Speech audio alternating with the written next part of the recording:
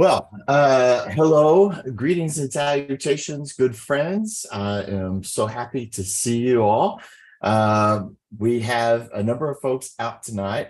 Our friend Laura Pearson is having a reaction to a dental issue, a dental procedure on Friday and couldn't make it. Jim Henry is at the hospital with a heart concern. He anticipates being okay. Doesn't feel that it was a heart attack, but Bill Floyd and Jocelyn Stebbins are literally in transit and not in a place where you can transit and also be on Zoom at the same time. So we miss them, we love them, and they will be able to catch up by watching the video at some other time. I sent the handout to you guys in advance earlier this week, and I would ask for one of our ruling elder elects, which tonight would be John, Rick, or Jennifer, if you would open us in prayer, and Kitty or Julie, one of you would be closing us in prayer at the end of the meeting, and Terry, one of y'all would be closing us in prayer at the end of the meeting. But if John, Rick, you got it, buddy. Open us in prayer. Heavenly Father, we thank you for this evening that you have given us to enjoy the outdoors and also enjoy the training that we're about to receive. We ask you to open our ears so we will hear the things that we need to be hearing. Open our eyes that we can see the things that we need to see. Open our heart that we can receive your message. Open our heads so we can fill our brains with all the knowledge that Josh has to share with us. Be with those who can't be with us. We're sorry they're not here. Be with them as they travel or take care of medical needs. We ask these in your name. Amen. Amen. Well, good. Well, hey, thank you all for sending me your thoughts in advance regarding the 15 elements of the Vatican Curia. We have quite a diverse grouping of reflections for which I am super excited about. And I am simply making some notes. And then we're going to get started. So you'll want to have a copy of that. I love talking about this because I think what the Pope Francis was able to nail was 15 real world things that we experience in the life of the church and the ways in which they can be dismantling of community and usurp the good work of Jesus Christ in the church. So with that, I am putting in the notes in the chat right now. Let's see how this translates. Here's a listing of how everybody, what your selections were. And I'm going to call on, let's see, I'm going to tell you who I'm going to call on as we go through this. I'm going to tell you first so you know what's up. John Seaman, I'm going to have you do number 1. Jennifer Gucher, I'm going to have you do number 2. Rick Stacy, number 3. Seaman, number 4. I will not have Jennifer do number 5 because I want Jennifer to talk about a bonus one that she emailed me about. So be mindful about that. Julie, if you'll do number 7.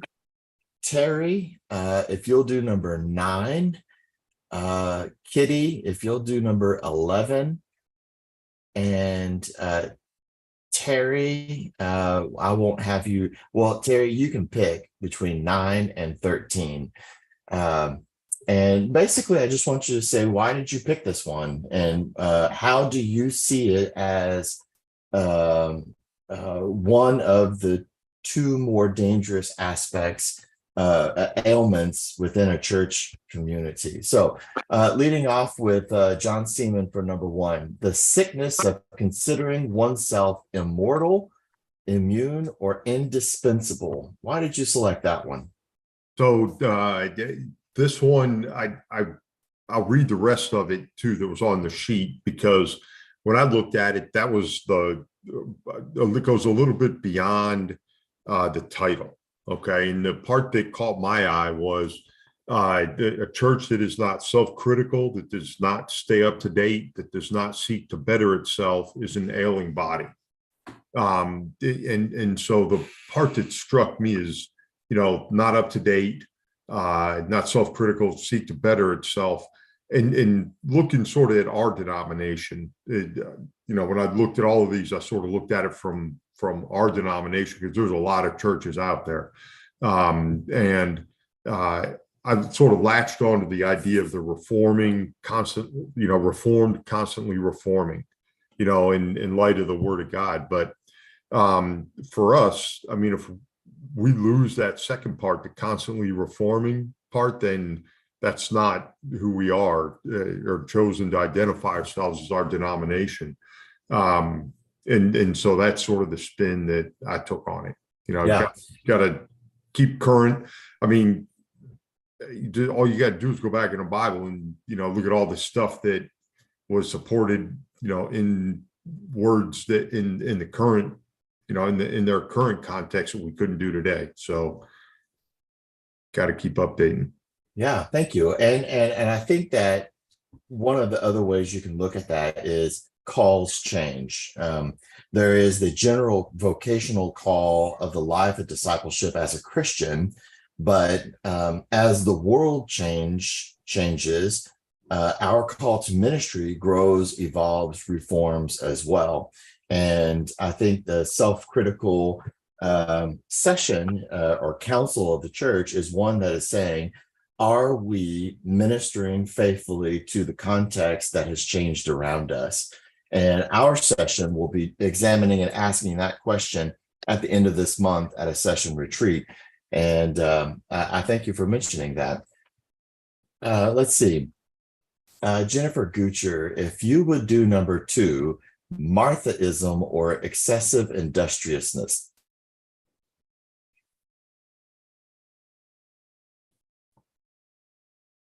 I can't hear you, Jennifer. Are you talking? Okay.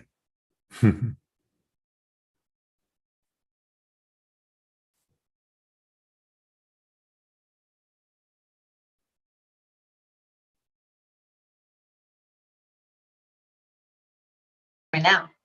There it is. There I am. Now, it's just the long story. We'll go over this another time. I joined a different company, so we only use Teams, and so I had to set up a Zoom before I got on today. So I always have to change my speakers.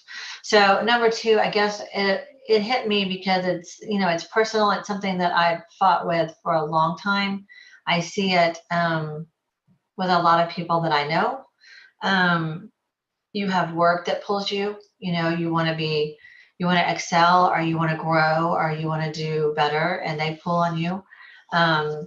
Your children have activities, and everyone and their dog pulls on you for that, whether it's a sports or their friend, or they want to sleep over and then their friends don't go to church. I mean, so I just think that the world gets so away from church, God, and because of trying to excel in whatever, whether it's work or younger, and it's like the fear of missing out and stuff like that. I just feel like that just pulls a lot of people away from God. Yeah, thank you. And just as much as our places of employment can overtax us, and we overtax ourselves because of what's demanded by that. I think the caution is that our work within the church can also do that. And one of the things I like to remind us during officer training is that we're called to be the spiritual leaders of the community, not the spiritual doers of everything that has to get done. So if we feel like we're being overtaxed or excessively industriousness, industrial in our work at the church, and it is exhausting, then we ought to reflect on, are we leading or are we doing? And if we're feeling overtaxed by all the doing, then we should reframe it as to how do we get others to join with us? And that is real easy to do. The Marthaism is real easy to do, and a trap to fall into in church leadership, because you can get praise from it. It may make you happy to do it, but the more that you take on, and the more that you enjoy doing it, the more that the community wants to give you, and to a point where it's easy to burn yourself out. And then you just simply miss out on the joy of being a part of the community. Then every time you start to think about hope, you start to go, oh my God, I got one more thing I got to do. And I don't want you to have that experience. I don't think I could underscore enough the idea of the importance of rest and balance in the midst of it all. What would it have been like if Martha had just taken a little bit of time to rest and to join Mary at the feet of Jesus, and to just slow down just a little bit? Thank you, Jennifer. Rick, number 3. It's kind of like the number 2 in a way. I think it's our ability to not compartmentalize correctly, to where you get bogged down in the business of the church and the tasks that are at hand, that might be nuts and bolts and mowing, or it might be bookkeeping, or it might be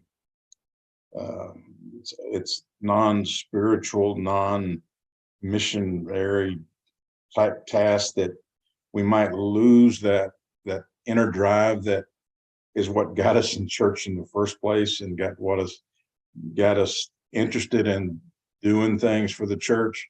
So I think, I mean, like you, Josh, I mean, you have to have the ability to turn it on and turn it off when you have to do it.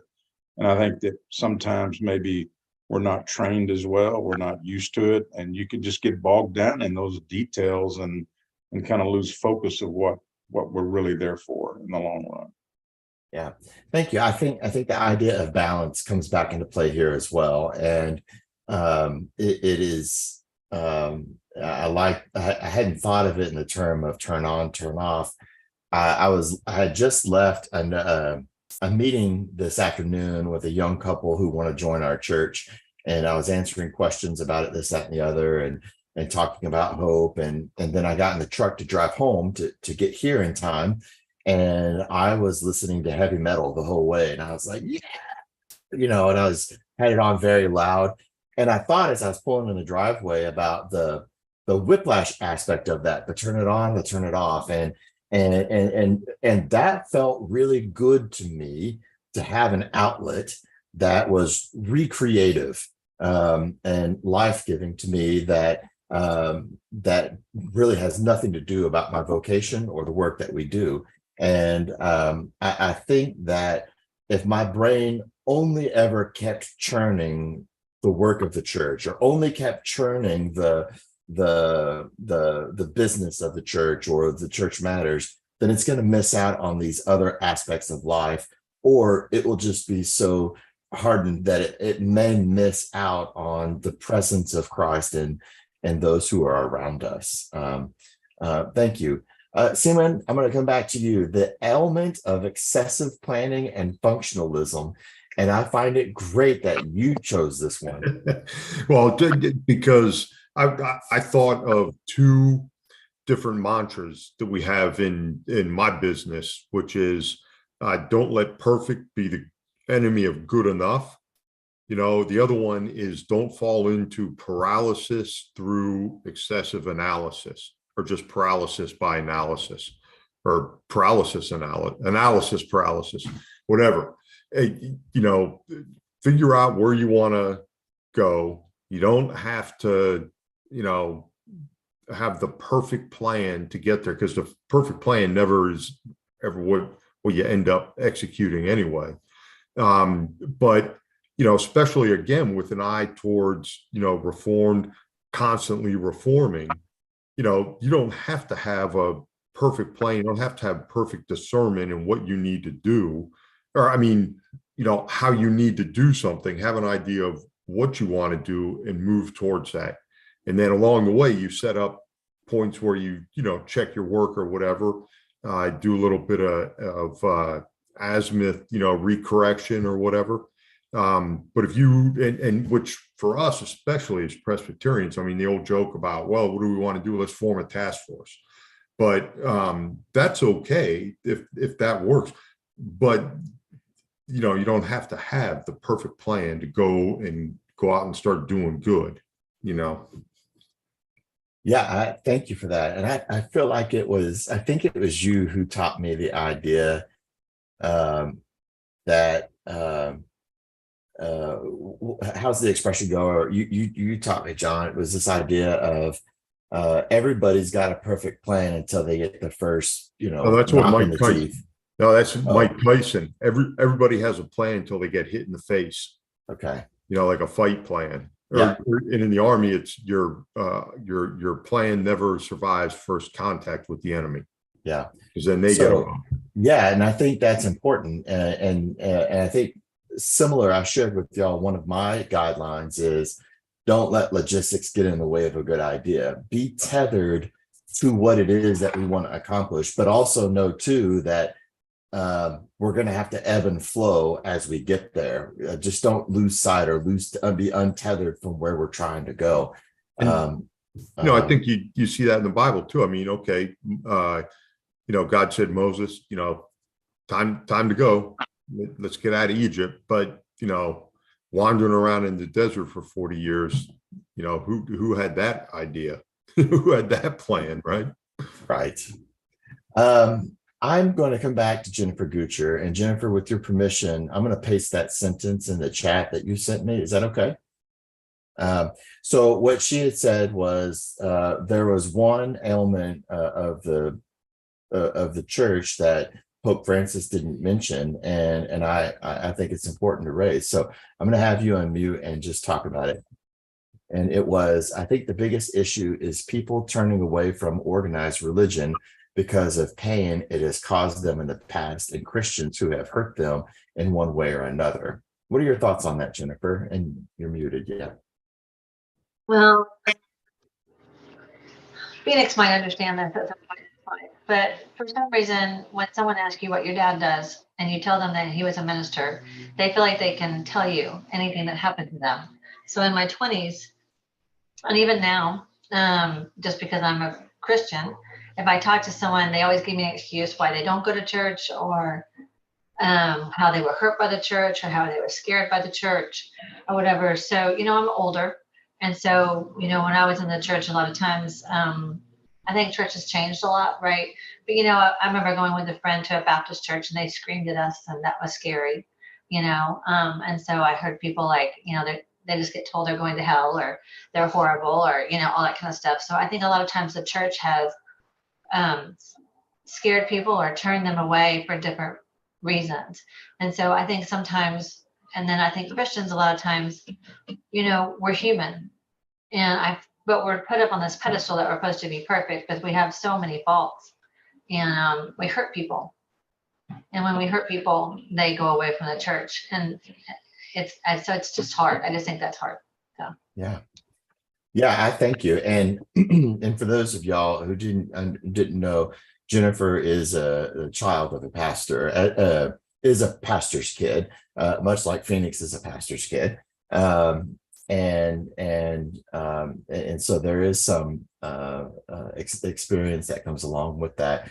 But what I loved about the way you wrote that is, and especially since Pope Francis didn't include that in the Vatican Curia, is at the time in which he was writing that, I bet if he rewrote this today, I bet he would include something like that, considering all of the scandals of church abuse, especially clergy abuse, and the way in which the institution of the church has sought to cover up those deep spiritual wounds and grievances. So I think you have both, that what you write captures both the essence of of spiritual abuse and hurt, as well as the way in which those who have been leaders in the church have done physical harm and abuse that has driven folks away. And also, and in some way, he talks about this a little bit, is hypocrisy. You know, we're saying to do these things, and then the leaders do the opposite. And that is real damaging to the capital C Church of Jesus Christ. And so I appreciate you identifying that and lifting it up. I can't tell you how many times I have sat with folks, even as a pastor, for them to say, this is where the hurt comes from. My former pastor or my previous church, or I hold these things, but the church says I hold these theological views, but the church has said I'm bad for this, and just how difficult that is to attend and to care for those deep wounds, and simply to say, on behalf of the Church of Jesus Christ, we apologize, and we hope that if you would like to journey with us, that your experience would be different and healthy, to the best that we can. But I think what you said, Jennifer, also, which is, we are all still sinners, and even in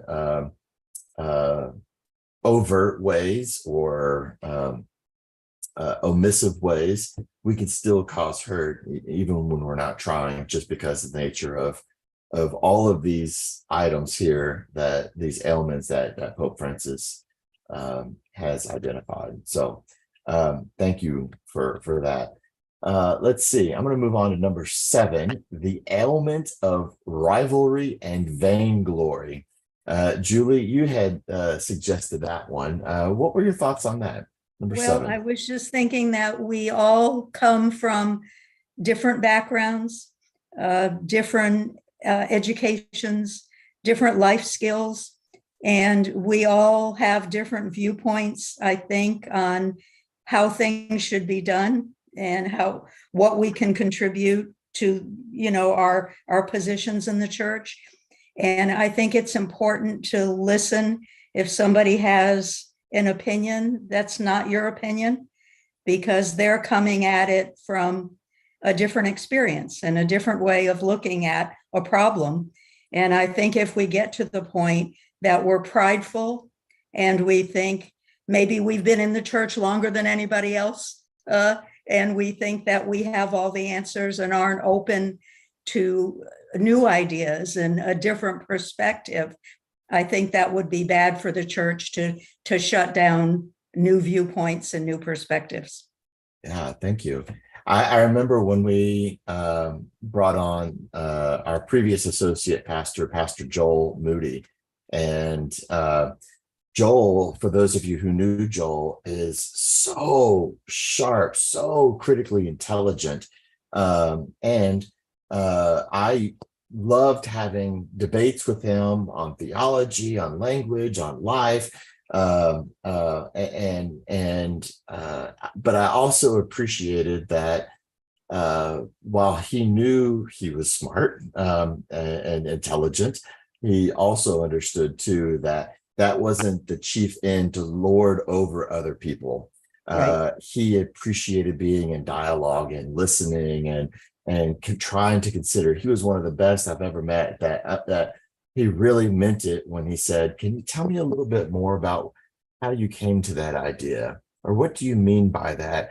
And I think that is a posture of leadership that is important for us, because if you just look out at the pews on Sunday morning at Hope Presbyterian Church, it is a wide swath of people. And it is a hodgepodge. A third of them are lifelong Presbyterian. A third of them may be former Catholic or former Baptist. And another third is who knows what. There is a lot of diversity in life experiences, theological background, definitely in political affiliation. And I think what this helps us to do is to not lord my rightness over someone else. so that they may feel wrong, or that rivalry itself begins to tear the fabric of our community. So wonderful. Thank you for that. Let's see. Let's go on. Terry, are you with us? Are you here?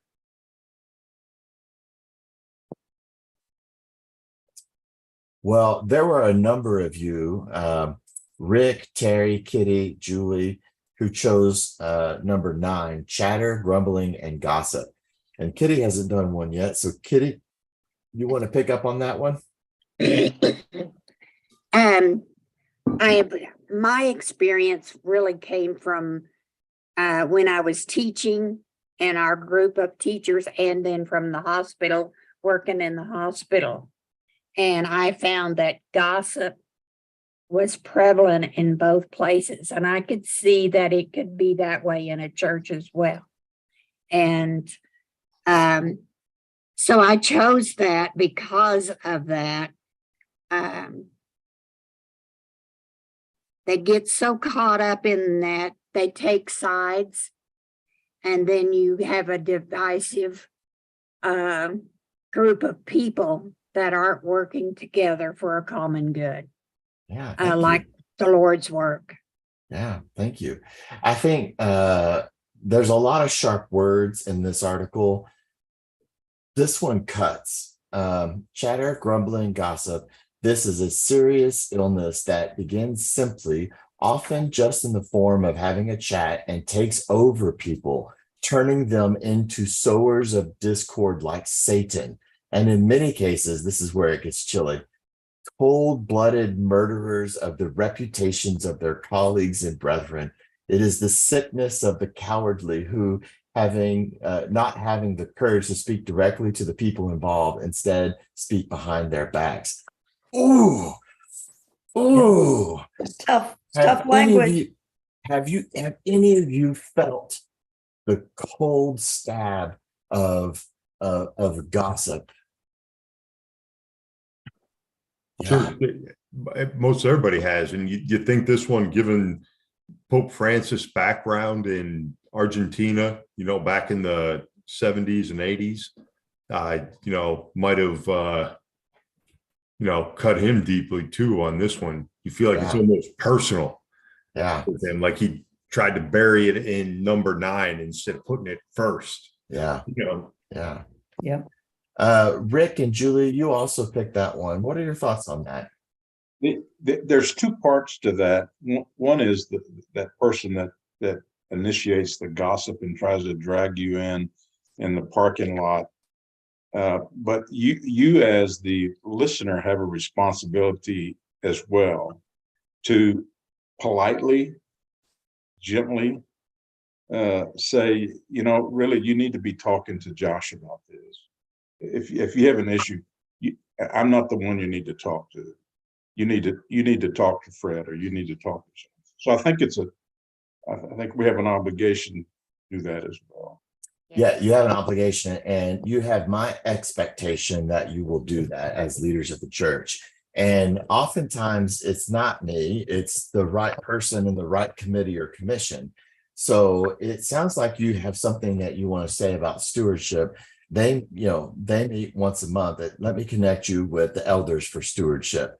And I do that often as well. I listen, and then I'll say, yeah, well, they meet monthly at such and such time. And let me give you the email address for the blah, blah, blah elders, whoever that may be. But and that does 2 things. It lets them know that I'm not being sucked into an unwinnable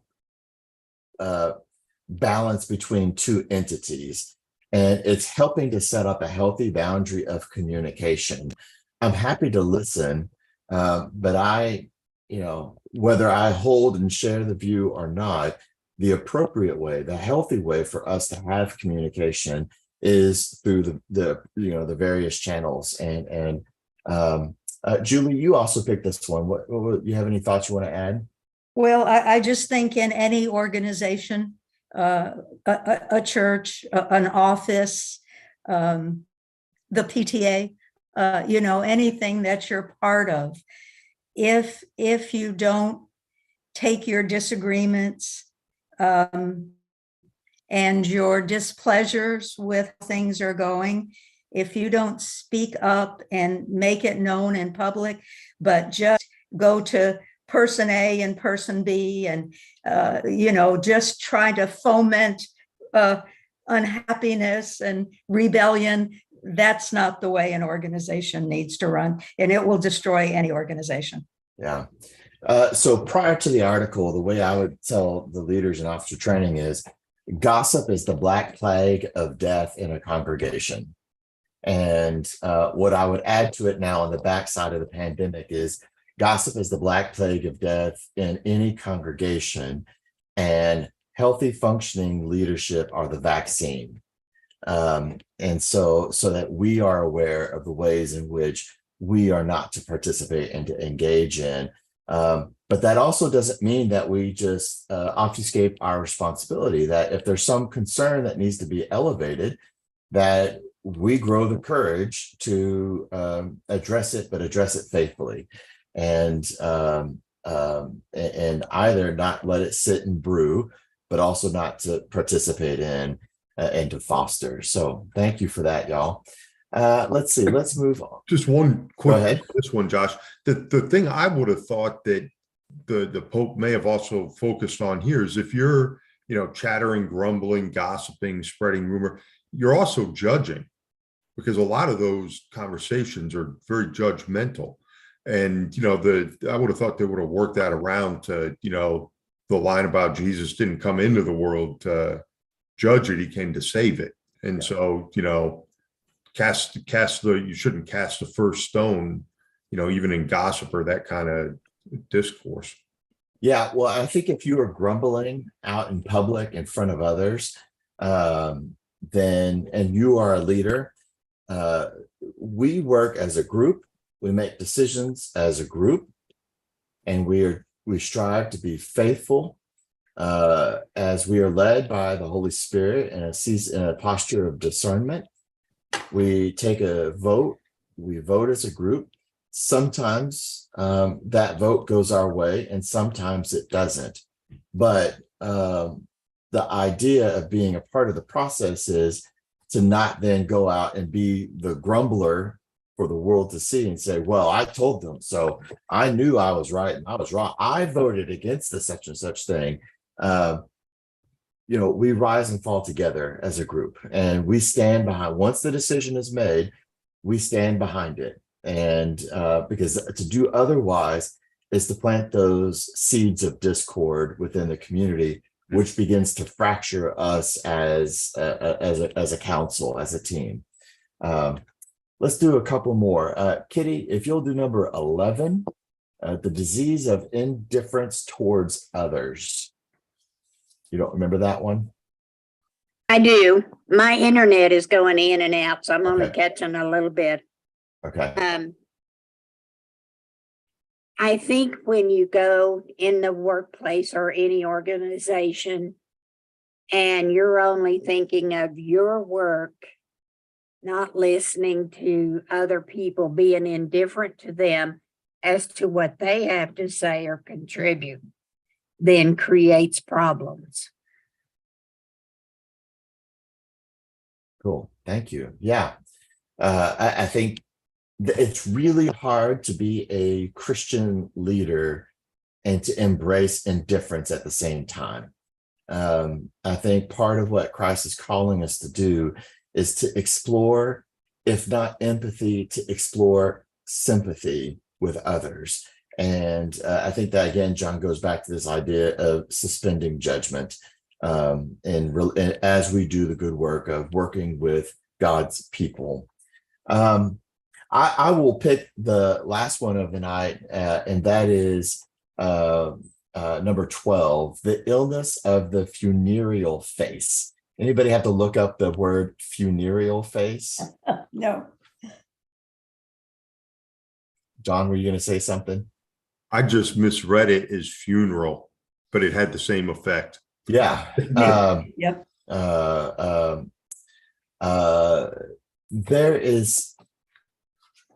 There is something that turns people away and casts an an unapproachability aura, lack of a better word, when all we do is run around with a serious, grimacing, gloomy face. And it makes it hard for others to see how we are basking the joy of Christ's love when we paint the world and such with our expressions and with our posture, with our words, with such negativity. We're not called to be Pollyannas and to make everything rainbows, glitter, and sunshine. But to live with such rigidity or hardness, it makes it very difficult to let other people in. It feels like the funereal face feels like a closed fist. When there is this closed fist on your face, it's off-putting. It tells everybody stay away, but it also makes it very difficult for anything to get in. And that we would get into this aspect of using it as a weapon, the funereal face as a weapon to say the thing that we don't have the courage to say. I'm just going to sit around and be a grumpy old frowny fuss, and I'll let everybody else know that I'm really pissed off about what we're doing, but I don't have the courage to actually be a part of it and to step up and to engage in faithfulness with others. And so I don't see that very often in the congregation, but certainly have encountered it. And it makes it so difficult to know how to navigate into a conversation with someone who just holds this posture of stay away, or things are bad, or a way that doesn't invite the grace of God to thrive. It makes it quite difficult. So thank you for this. Last question for all y'all. Why do you think, why would it make sense for us to read this article as a part of officer training? What importance do we think it might have? I found that there were threads all the way through all 15 of these that could be intertwined, but made it as a way of Christ living and changing, keeping up with times, not judging people, all of those things. It would seem to be intertwined in all 15 of these. Okay. What other thoughts that you think? Why might this be an important article for us to read for officer training? Wasn't this Christ's message? A lot of these were the message that Christ gave, and as church members and church leaders, we're supposed to follow the words and the examples that Christ set for us, and these things point that out. Thank you. They're all also something we can do something about ourselves. I mean, if it, God just to watch out for, I was thinking, right? I mean, everything that y'all said or everything that was is on here is like, is something that in the 3 years or 2 years or whenever you serve are gotcha. Because I know anyone here, just like Julie, I think you were saying, or Rick, maybe you were saying, I like, it's that parking lot thing. And when you're an elder, I feel like people come out to you in the parking lot and then just start venting, and so it's the things to watch out for. Yeah, thank you. I think you're right, Jennifer. I think these are, I think for me, the reason why I include this as something that we read is these are real easy they're wildfire. These are sparks of wildfire, and unchecked, unpaying attention to, man, all this stuff just sets ablaze and really works counter to all that that our hearts are trying to accomplish in our time together in working at the church. And so I thought it was a stroke of brilliance for Pope Francis to come in and within his first year to really call out that which he was seeing in the top brass, so to speak, of the Catholic Church, and to say, this is unhealthy. How do we begin to right the ship? And I think we start to right the ship by naming it and saying it out loud as we plan a path forward, moving beyond it.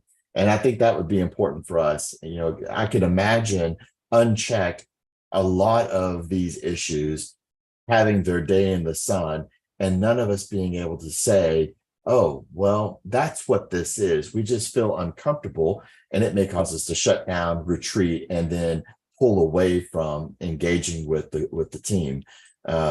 So I think it's important in that regard. And we use it as a training to like be on guard for, or what to do if you encounter this. I think when he wrote these, he was saying, guys, and this is the state of the union. We are experiencing this. This is on your back, and we've got to right the ship. So I think so. It's interesting, you know, we're from a different perspective than what he delivered the message to. Yeah, no, you're right. He was coming in saying, this is where I see, he called it the ailments, the sickness. This is what I see wrong with us right now. And it's not like he wrote 3 or 4 things that were wrong, 15. He wrote 15 things. And that was just with leadership. That wasn't even really the state of the capital C Catholic Church, because there were other things he could have written. Those were just things with the leadership. And I think that took real boldness and courage that I have no apologies for us incorporating in our leadership training. I need to pivot on to the organization chart. So tonight we're going to do some kind of administrative. How do we all work together in this administrative stuff? I want to talk about the org chart. I want to talk about taking minutes and reporting that. I want to talk about communicating with the congregation, and then just go over a few of the guidelines that I personally use to help me as I do the work of the church. So to begin, let's look at the organization chart. Some of this may be new to you. Some of it may be a refresher. And some of what I'm about to show you may be a scotch out of date. The last time I updated this was a year ago, and we have had a few changes, not much, but a few since then. We have commissions, committees, and a task force. Those are the 3 kinds of operating bodies below the session that exist. A commission should have 8 people. Within the 8 people, it must have 2 ruling elders and 1 teaching elder, and in order for it to be a commission. And what the commission does at that point is the session has said, we are commissioning you to do this work and to make decisions on this work on behalf of the session. Now, apart from that, you would have to bring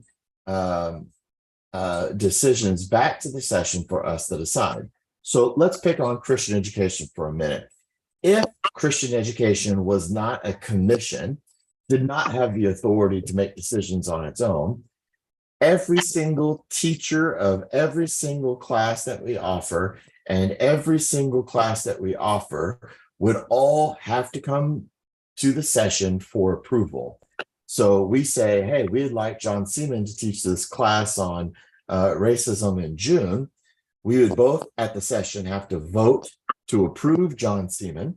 We would have to vote individually to approve that one class. And we could debate all the merits and this, that, and the other. Instead, the session has said, commission, we have authorized you to operate in good faith and in accordance with what we're trying to accomplish as a church, to approve its teachers and the material that we teach.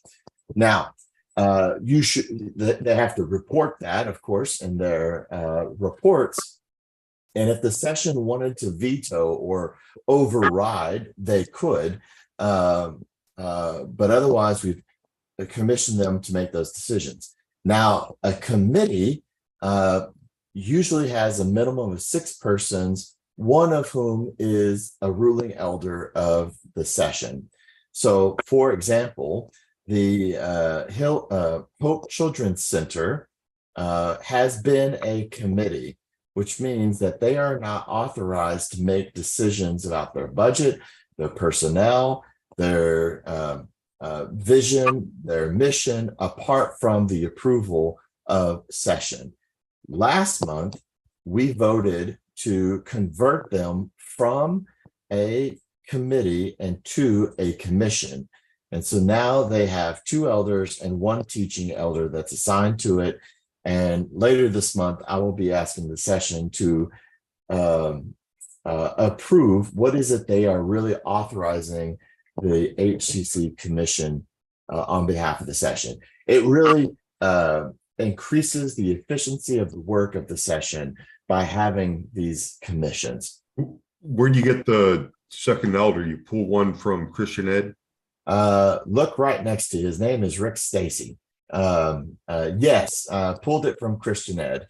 So Christian Ed will have 2 elders and pulled one from there. So as I said, there's a few changes that need to be updated, but we've just made those in the last couple of weeks. As we look at the flow of the congregational leadership, there is the congregation. The congregation elects its leaders. They only have 1 committee, and it stands alone, and that is the nominating committee. Now, the nominating committee has 2 elders that are assigned to it, 1 deacon that is assigned to it, and the rest are members of the congregation. And that is so the session doesn't pick its own leaders and only pick the people they like, or only people that are going to vote the way that the majority wants to vote. It truly comes from the congregation. That's their one and only committee. The congregation elects its leadership, so the ruling elders and the teaching elders, and we begin to form the session. 1 teaching elder, usually the pastor of the church, is the moderator of the session. At our church, we have 12 ruling elders who are adults, and when available, we have up to 2 ruling elders who are youth. We have a clerk of session, the treasurer, and the deacon moderator all make up our council of the session. The session appoints 1 elder to serve on the Generation to Generation Committee. Now, there's been some discussion in years past. Jennifer, last time you were on session, I know we probably talked about this. Is the Generation to Generation Committee a committee of the congregation, or is it a committee of session? And without any doubt and with full clarity, G2G is a committee of session. Now, the congregation elects leaders to serve on G2G separate than all of the rest of the committee commissions. So if you were to be elected, there's not a member at large. Everyone who serves in that committee has been elected, and they serve 6-year terms. So you all are getting off on 3-year terms. They serve 6-year terms on that. That is our endowment committee. And that's why it stands off to the side apart from session. However, anything that has the $ or a cent sign, anything and everything related to finance, the sole final voice of anything related to money belongs and is the responsibility of session. So the endowment committee cannot say, we think that we're going to take all of our money and go invest it in Philip Morris or Anheuser-Busch. They could, but they can't do it without the say of session. What they're deciding to do should be in alignment with what the session and the congregation has set out to do in accordance to our mission and our Christian desires. Yes, John. So you said something there that undoubtedly or without a doubt it is G2G is a committee of session. I don't know. Why is it that? Why would it not be? I don't know who else would be a commission of congregation. I guess it makes more sense for session, but how does session exercise that command and control over G2G? Because I mean, I was the elder rep for a year and have been on session for a while and sort of watched G2G, but I don't remember ever voting on a budget or anything like that. Correct. So in good practice, first off, historically, there was an idea when I inherited that G2G, the folks who are creating the endowment, they wanted it to be a committee of the congregation because they didn't want session to have any say over how they spend the money. Yep. That is out of alignment with the Book of Order. That just can't happen. So it created a lot of tension. And then sometimes some decisions were made on how we spend the money of the endowment that were cross purposes with the session. And so that's one thing. They are required to provide an annual report to session. They're required to come to the session once a year and give an annual report on how they're managing the money, the state of the endowment, and what their goals are. So that is their accountability on an annual basis. Okay. The session appoints one elder to G2G who is there to, as you played that role, to be the voice back to session. So if this G2G was making a decision that the elder felt was out of accord with the session, they would both call them out in real time and then be able to report back to session. If it were working functionally, which it has most times, every month that they meet as they write minutes, that should be going to the session for review. Mm-hmm.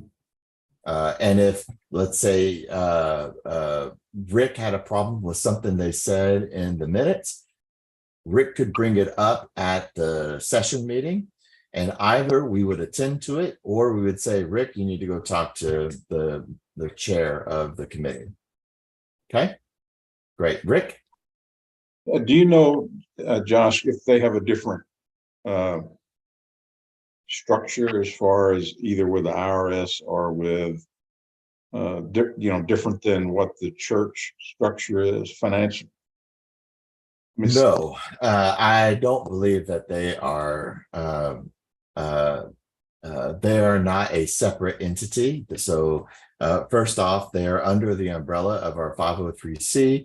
They have the same tax account, the tax ID number as we do. They are not a separate financial entity in that regard. Okay.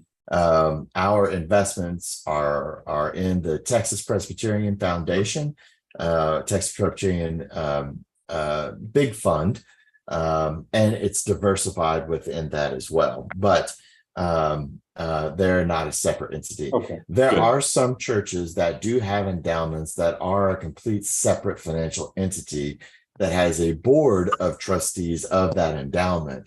But even in that model, they're supposed to be under the governance of the session of the church. Unless they have a different IRS standing. I mean, you'll see some that would be a 501c3. It may be true that they may be a different entity, even in that way. But if it is Hope Presbyterian Church's endowment, it is still under the auspices and the control and the governance of the session of the church. Thank you. That should never be confused. John? One last thing. Did they give money out this year? They give money out on a rotating 3-year average. So they take the average of 3 years and that a certain percentage of that is how they out of the earnings is how they allocate money for grants. This year, there were no dividends to distribute. Now, last year it was like $120,000. Yep. And this year it's a big whopping goose egg of zero.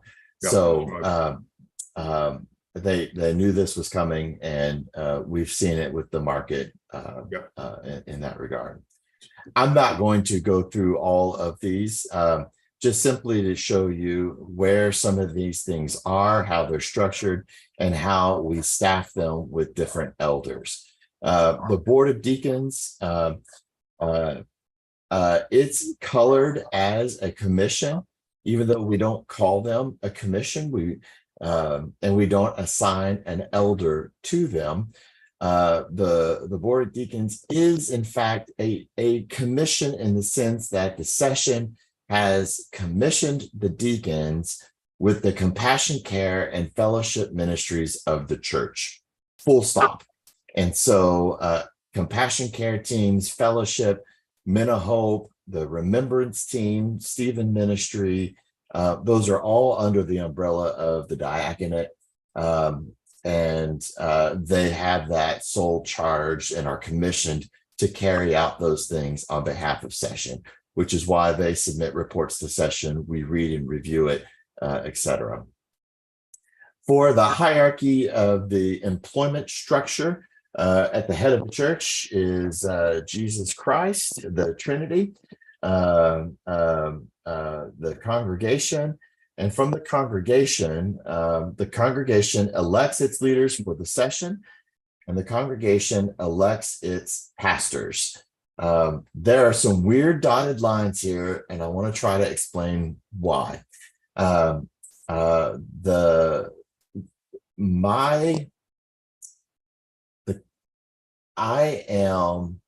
answer to the congregation.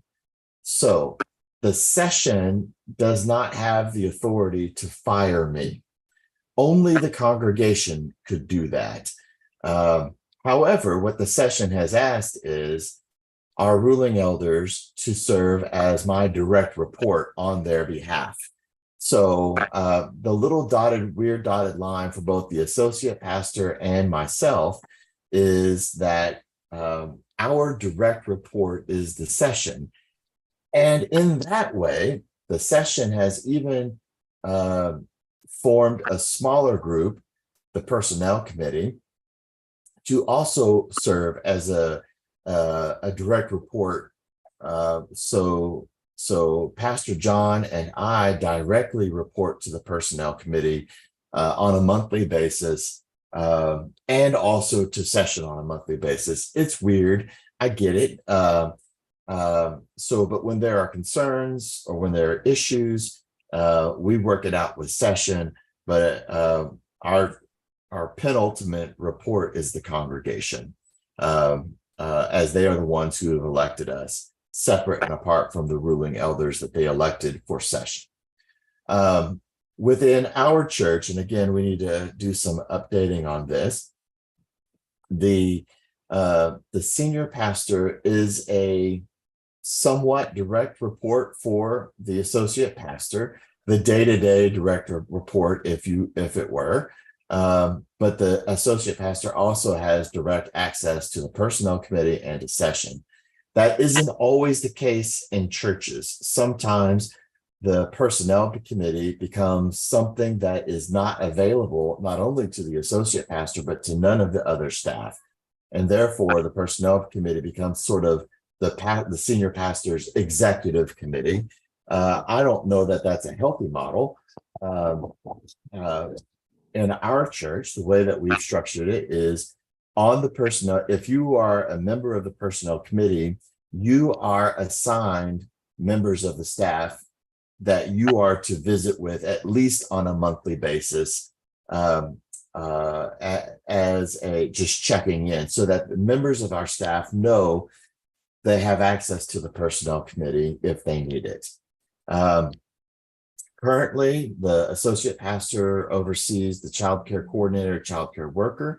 We have a director of music who is the direct report for the organist.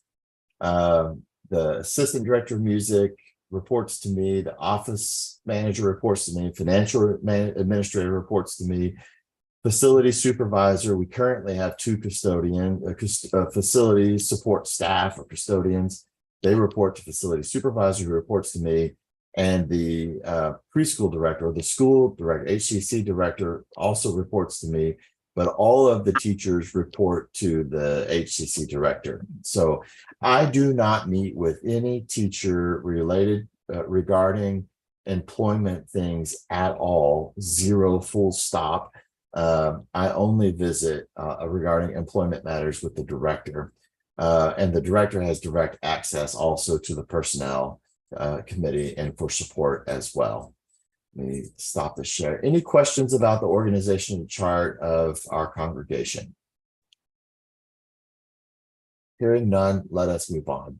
I want to move on to the idea of taking minutes, and I'm only going to spend just a little bit of time, but not much, on this. I want to encourage you, usually when there are two elders on a commission, the moderator of that commission is the one who works on preparing the agenda, or the senior of the two elders is the one who prepares the agenda and actually moderates the meeting. The junior of the two elders is the one who typically takes the minutes and prepares the minutes for reporting to the session. It doesn't always play out that way, but that is usually a healthier way to go. So let's pick on stewardship for a minute.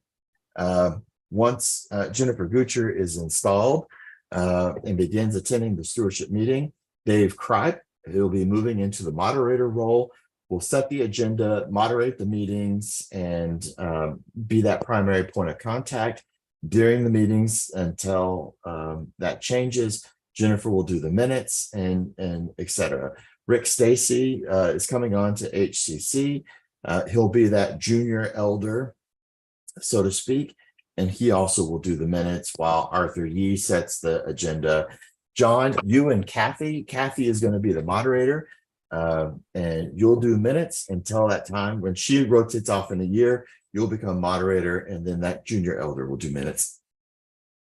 I want to encourage you all to always do them in Microsoft Word. A doc file or a docx file, either one, it doesn't matter, but please do them in Microsoft Word and not Macintosh Pages or Apple Pages or in Google Doc.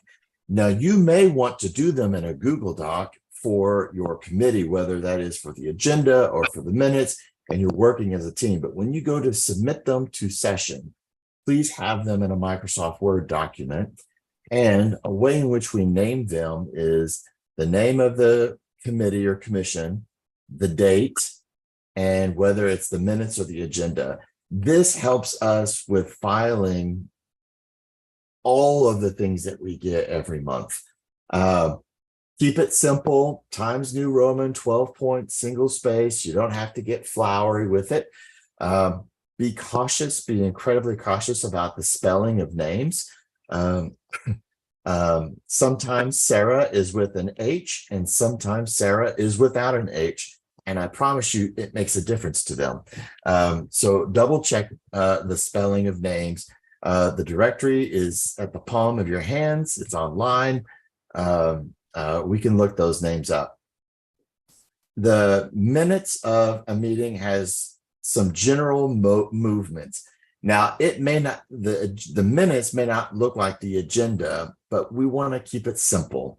What was the name of the group that was meeting? What date did you meet? Who was there? What's the attendance? Who attended?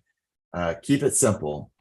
These next three items help us have efficiency in our session meeting. Items of note. Now, we talked about a bunch of stuff in the meeting. We didn't make any decisions, but we talked about a bunch of stuff. Keep it simple. The minutes do not have to be dictation of conversation. For example, this is brief 1 to 2 sentence summations. We had a conversation about stewardship practices. You don't have to say anything more than that, unless there's something particular of note you needed. We received from a report from Jane Smith of the Good Shepherd Ministries and discussed ways that we can offer support. We didn't make any decisions. We aren't recommending anything to session. These are just notes. We decided that VBS will be these dates. Action taken, still keeping it simple, 1 to 2 sentences, not paragraphs, of things that we decided that we had the authority to decide. We decided to host a fellowship event for young adults in January on the 20th at 5 p.m. with childcare provided. That's a decision that we could make. We made it. There's an action that we took. We graciously accepted the request to allocate $200 for the youth Sunday worship service. It's an action we could take. We took it. Boom, it's actions taken. Under recommendations for session, these are things that either A, we would like feedback from the session to help us with direction, or it's outside of what we're authorized to do and we need session to take action. So these are formal requests. So for example, this first one, Christian Education recommends to session the approval of the such and such curriculum for blah, blah, blah time and date to be taught by so-and-so. We as a CE group felt like we really needed session to have approval on this. Imagine, if you will, the Christian Education Committee wanted to adopt a sexuality program or sex ed curriculum for our teenagers to teach sexual education through the lens of our faith. And we've selected a curriculum. CE is authorized to select that curriculum, and they're authorized to select their leadership, but probably would be very wise to have the session back them on that and to vote on that and to back them up on that. Now, let's say that they were having a conversation and they needed session to be the arbiter of the discussion. So the Stewardship Commission recommends the session offer clarity and rationale regarding spending threshold. Our commission is considering lowering those thresholds for tighter controls. We would appreciate the session's feedback. We're debating it. We're not exactly sure what we want to do. We want session to make that decision. Should we keep it at 3,000 or should we lower it to 1,500? We're asking the session to make that decision. You get the idea of what recommendations to session are. Either it means we're making session to make a decision on an action. And when it comes time for session, the only thing that gets put on the session agenda from the committee commission reports are only the recommendations to session. The items of note, the action taken, those do not get put on the session agenda. Now, Rick, John, Jennifer, they're elders on session, they're reading the reports and they see something in the actions taken that they want to talk about. So at the beginning of the meeting, I will say, are there any actions from the reports that you would like to pull out and add to the agenda? Rick says, yes, I don't want us to give $200 to the youth Sunday worship because I don't like youth and I want to talk about it. I will take it out and add it to the agenda. Otherwise, we only take and add to the agenda these recommendations to session. And last month was one of the first months there were 0 recommendations to session, and that really sped up the efficiency. Alternatively, if we didn't do it this, every commission is giving a 30-minute recitation of their report every month. And I only know of Jennifer, who's experienced the joy of everybody rereading their minutes every single month. It is not pleasant. You do not want to sit through that. One of the things that we've added over the last few years is what's right about Hope Presbyterian Church. That does not have to be related to your deacons, HCC, but what is one thing that has been right about, that the group believes is right about Hope that's working well about Hope Presbyterian Church? And write it. Y'all may say, you know what? One thing that's right is that the members of the church are absolutely inspired and blessed 90 children at Anderson Mill with Christmas presents without even blinking. That's something that's right.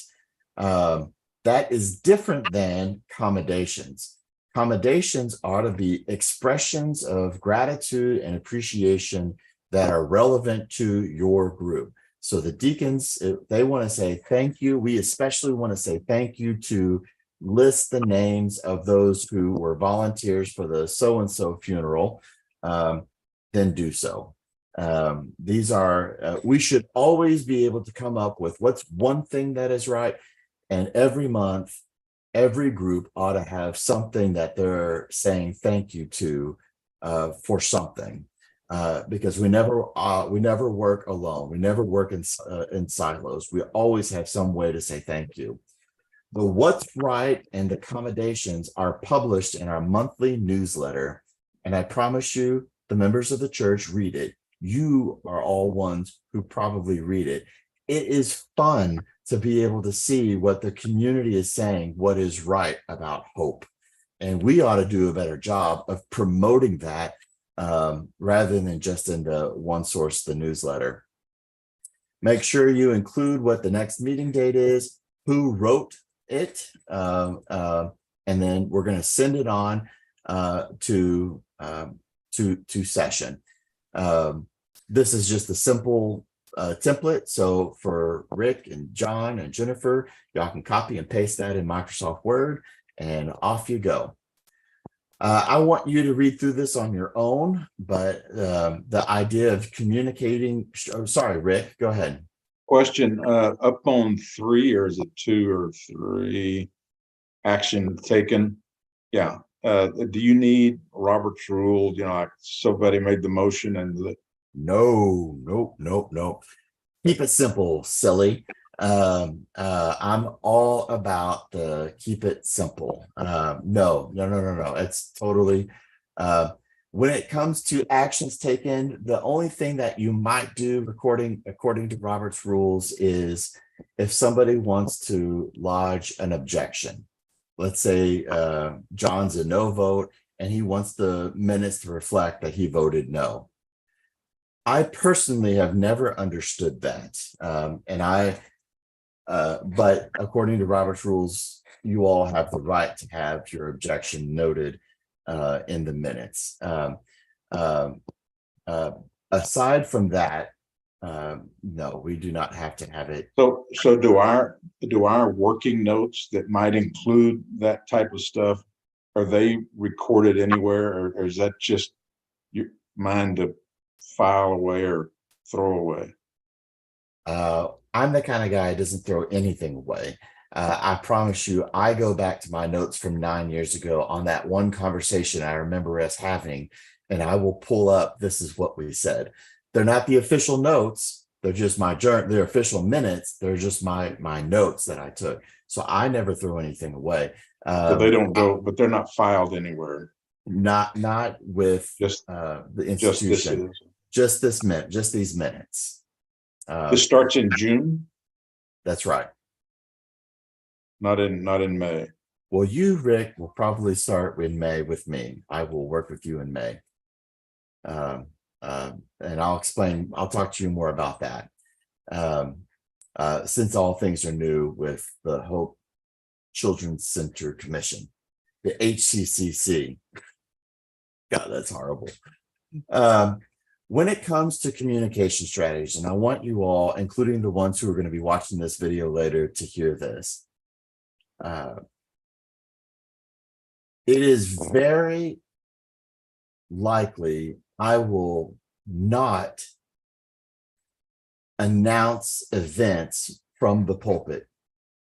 So if you feel like the only way that I can communicate something is to have Pastor Josh read this announcement at the beginning of worship, I have been working very hard to move away from that. There are a whole battery of ways in which you can communicate with the church, and that's what this handout is about.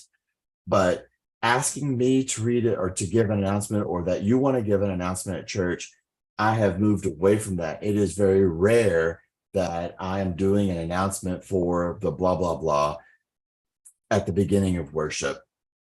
And if I do it, it is only because I feel it's something that could be missed or it's immediate, like we're having coffee in the courtyard after worship today.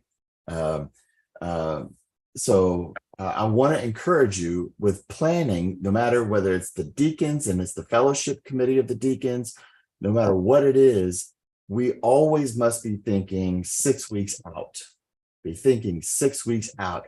If there's something I want the church to be doing 6 weeks from today, I need to start thinking today how to communicate that. And that's what this handout is. And this lets you know what those parameters are and who the point person is. So always, always, always, if there's an event that you want to have happen at the church, number one, it has to have clearance from the staff of the church. So you call up Nancy and say, we want to have a barbecue on the 15th of June. Before it gets pinned on the calendar, it will come to the staff, and the staff will review not the merits of having the barbecue on the 15th. That's not our job to make. Our job to determine is what you don't know is that the whole church is shut down that week because we're replacing the flooring in the blah, blah, blah building. So a barbecue on the 15th is going to be a bad idea. So all dates must be coordinated through the clearinghouse of the staff. Personal invitation, the monthly newsletter, the Children's Center newsletter is also a great place to invite all to worship God. There's a weekly email, a bulletin insert, or the news for the pews, our website, social media, Facebook, Instagram, making a video. I promise you, one of the best ways for people to stay connected in the time span that they can allocate is to watch a no more than 2-minute video making your announcement. If you're writing a 1,500-word article about how you want them to come to the barbecue on the 15th, they're going to read barbecue on the 15th and nothing else. But if you make a little video and have a little personality, I promise you they're definitely going to watch it. So be thinking about those things. And we all have our phones. We can all just take a little moment and just record a little video. We can put it on the Facebook, the Instagram, and our YouTube channel. And that gets well more viewership than the one Sunday that we may have, that we'll have somebody in worship that Sunday when 2/3 of the church aren't there on that one Sunday. Does that make sense? Okay. The words of welcome, I put here that I'm just not doing the words of welcome, and I've suspended all of the minutes for mission. What came to happen is everybody was trying to pigeonhole and shoehorn in their announcement on one Sunday on for their, but they weren't doing anything else to promote. They weren't putting the news for pews, the newsletters, the social media, the emails. They weren't doing anything else, just hoping that that one-time thing they could squeeze in on that one day, everybody and their dog would know. And it just doesn't work. And it completely takes away from what we're trying to accomplish in worship service. Okay. I even included a sample promotion plan. Hopefully this could be helpful to you of how we might plan events, especially in the fellowship of the deacons. You know, what to be thinking. This is not requirement. These are just ideas of what a suggested timeline might look like if you're planning an event and how you might do this weeks out. Instead of, oh gosh, it's June 5, the barbecue's in 10 days, and I haven't told anybody about it, including the church staff. I don't even know if the room is available for us to do the barbecue. If you're just starting to promote things 2 weeks out, your success rate is going to be pretty minimal. Okay. All right. That's all the big stuff for today. I'm going to stop sharing, and there are what I've included, I'm going to draw us to a close, is I've included some of these in the handouts I gave you, what I call Pastor Josh guidelines. They're not for you, but they're for me, and I share them with you so that you might have some idea of how I think and what are some of the mechanisms of my head. As I mentioned before, my chief number one is don't let logistics get in the way of a good idea. Money for me is never an obstacle for me to say we can't do it. If it's the right idea, we'll find ways to make it happen, and we'll be creative. One of the vows that you're going to take is, will you seek to serve the people with energy, intelligence, imagination, and love?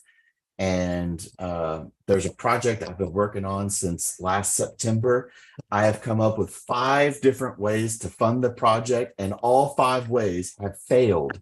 I cannot figure out how to fund this project, but I've given up. It's the right project. I believe in it. I know it's the right thing for our church, and we'll find a creative way to fund the project. And so, 2 more ideas came to me in the last week. So I'm on number 6 and number 7. I'm hoping one of these is going to hit at some point, but we just don't give up. One of the other ones that I like is KYMS, keep your mouth shut. A reminder that we have 2 eyes, 2 ears, and 1 mouth. We're here, it's important for us to watch and to listen, and sometimes it's best for us to just shut up. One of my rules is sometimes you have to walk an ugly dog. Sometimes it goes back to that excessive planning, right? Sometimes, it doesn't matter how much planning you had, it just isn't coming together. You know what? It's time to go live. And if it's just not there, sometimes you just got to walk an ugly dog. John and I, we planned an event a while back called Big Tent. And man, we had the best planning and promotion. And guess what happened? There was this massive thunderstorm that came and ruined everything. It was literally the ugly dog. And it bombed. It just absolutely fell apart. And but you know what? We still had the event. And for like the 20 people who showed up, we ate 50 pounds of hamburgers and hot dogs. Grilled cheese. And we got a story that go with it that'll last a lifetime. But you know what? You just got to go with the ugly dog. You know what else we got? We What's still that? have a tent credit. Oh, that's right. Well, that's years old. But you see that I've even dated these, and I've tried to keep them up. I keep adding this. The last one that I added just this spring is, I can't know what you don't tell me. I promise you, I am not a mind reader. I have no idea what you're thinking, and I don't even try. It's not even healthy for me to try to guess. So if you're thinking about something, please come tell me, because I can't know what you don't tell me. So if you ever have any questions about those guidelines, please feel free to ask. I love talking about them and what they may mean. I want to pull back to Q, which I think is really important in officer training. You are not a fraud. Somehow, some way, the Holy Spirit has inspired the nominating committee, has inspired the congregation to elect you as an elder or a deacon. There is something about you that God is calling you into this moment, and you are not a fraud. We all have insecurities, we all have doubts, but lean into the blessed assurance that God has chosen you for something at this time and place, and believe it. You are not a fraud. You have something to offer, and I can't wait to figure out how all this is going to come together. And that is a real joy to witness. Okay. I have 3, and these are very short articles that I want you to read over the next few days. One is 10 things you can't expect from church volunteers. What are 2 that you believe to be the most important? How successful people handle toxic people. What are 2 of those that you believe are the most important? And then a short article called The 4 S's, and which one of those 4 S's do you believe are the most important. Read those, email me your thoughts. By Thursday, I have the wrong date there, but by Thursday of this coming week, and that is going to be our focus for next week, is reviewing through these various articles, what we selected and talked about. And I'll be asking the same question, which is, why do you think these articles are important for us to read as a part of officer training? And so you might be reflecting on that as well. I have gone about as fast as my motor mouth will allow me to go. Rick, I see your question about the due date for minutes to session, and I think I cover that next week. Maybe I don't. Generally, the session meeting meets on the fourth Monday of every month. And so the Friday before that fourth Monday, whatever that may be, is when we submit. All the reports are to be due before the Friday before the fourth Monday.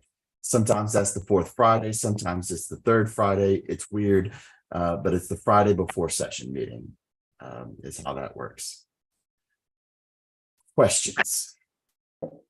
Are you gonna send the reminder out, or where you have the dates wrong?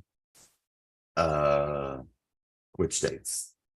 For the three things we're supposed to read, the homework assignment? Well, just this coming Thursday. So by this coming Thursday, I'll also send all of that in an email, as I usually do each week, each time. A lot of people that are not here might, Correct. they They won't will get your think, message. oh God, I was supposed to have that last week. Yeah, no, I'll make sure that that's updated for all those who aren't with us tonight. Thank you. Okay. All right, well, that is adjourn. And Kitty or Julie, if one of you two would close us in prayer, and forgive me if I'm wrong. Kitty, did you close us in prayer last week? You don't remember? I don't remember. Okay. Well, would either of you feel led to close us in prayer tonight? All right, I can do it. Thank you, Julie. All right. Dear Lord, thank you for this very productive time and for opening our minds to new ideas and new ways of thinking about our service to the church and our service to God. Thank you for new friends that we meet through these opportunities to serve the church. Amen. Amen. One other thing that didn't make it into the agenda tonight, because it's brand new, and I'll be adding it to my future points on this particular session meeting, or officer training session, is social media of the church, and what does leadership look like related to our social media and whatnot. And I'm going to be sending you an attachment in the email this week, which has direct links to our Facebook, Instagram, our Nextdoor account, YouTube channel, Google review, Yelp review, and things that if you have social media or have those things, encouragements to you of how to be a spiritual leader within the realms of those various different channels. But more specifically, if you haven't ever written a review of Hope Presbyterian Church on Google or Yelp, then I would encourage you to do so. And I'll have that included in the document that I'm going to send you. It's helpful. It really is helpful. And especially in that part of invite all to worship God. So, c'est la vie, good night, guten Nacht.